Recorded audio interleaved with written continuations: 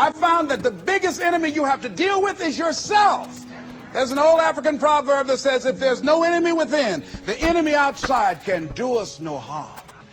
Look at your life, look at where you want to go. Don't worry about your circumstances. Don't worry about your age. I have a friend who's up in age, over 70, and she wanted to build a multi-million-dollar complex. The name is Dr. Johnny Coleman. Lenders and bankers say, you can't do that, you're too old. She ignored them. That building now stands, ladies and gentlemen, a multi-million-dollar structure. But there are a lot of people who would have listened to that. There are a lot of people that would not have even gotten to that point. They would have talked themselves out of even going down to the bank to ask for it, because they've already said no to themselves. See, it's time now. If you want to make this your decade, you've got to start saying yes to your life. You've got to start saying yes to your dreams, yes to your unfolding future, yes to your potential, as opposed to saying no. See, 87% of our self-talk is negative. So you've got to make a conscious, deliberate, determined effort to say yes to your dreams. Why not? Why not me? Don't spend time like most people going through life complaining. You got to learn to let the past go so you can grow. Many people never act on their dreams because they allow their past experiences to determine what their possibilities are. Whatever you've done in the past, that's not a reflection of your possibilities. That's just a reflection of your consciousness. That's just a reflection of your development and your growth. The future is unfolding for you right now. The future is unlimited for you right now. No one knows where you can go. No one knows what you're capable of or what's possible for you. We have the power to change our personal history, changing the direction of our lives, changing our thoughts, changing where we want to go, exploring new horizons.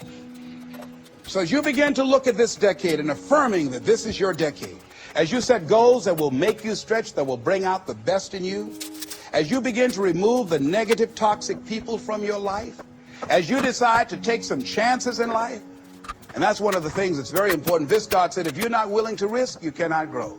And if you cannot grow, you cannot become your best. And if you cannot become your best, you cannot be happy. And if you can't be happy, then what else is there? Don't be upset by the results you didn't get from the work you did not do. Don't be upset. I don't want you to be upset. I don't want you to be angry. I want you to be like, I didn't get the results because I didn't do the work.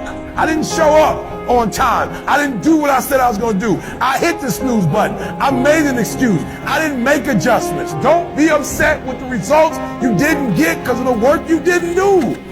I cannot imagine being a teenage girl and having to deal with social media, the pressures of being perfect, worrying about, how many likes you have, followers, and you have trolls writing mean comments. Like, the pressure on teens right now, I can't even imagine. But I think my advice would be that there's much more important things in life, and they shouldn't base their happiness or their self-worth based upon other people's opinions of them, especially strangers. Yeah. So just to not put so much value on that, because there's so much more to life than this.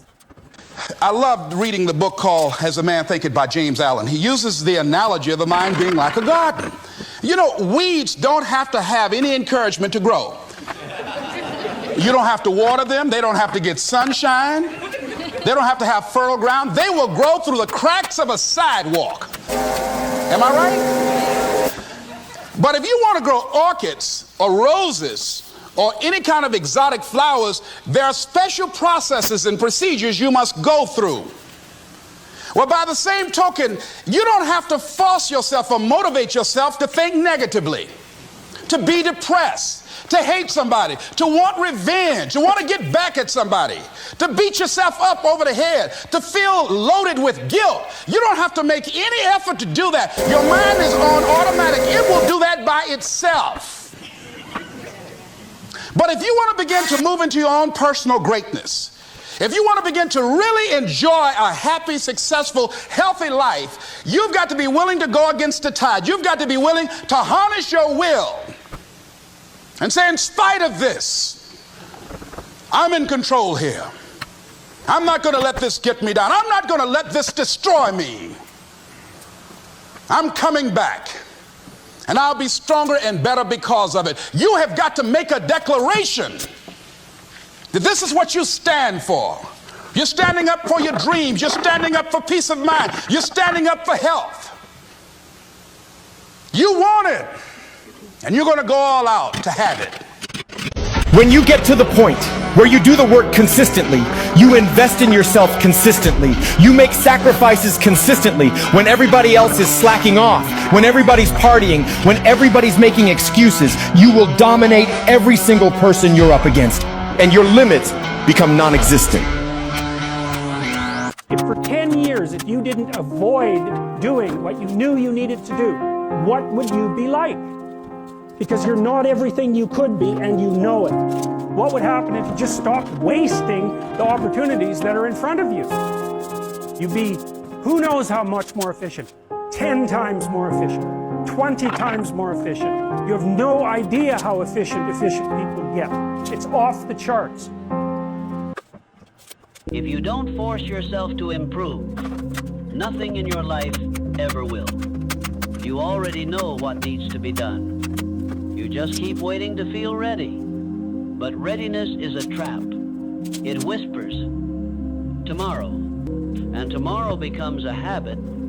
The truth comfort is a slow poison. It keeps you alive, never awake. Every dream you have is waiting behind one decision to do what's hard. Even when you don't feel like it, growth doesn't happen by accident. It happens by force, your force. So today, you stop waiting, you stop negotiating, you rise, you move, you improve.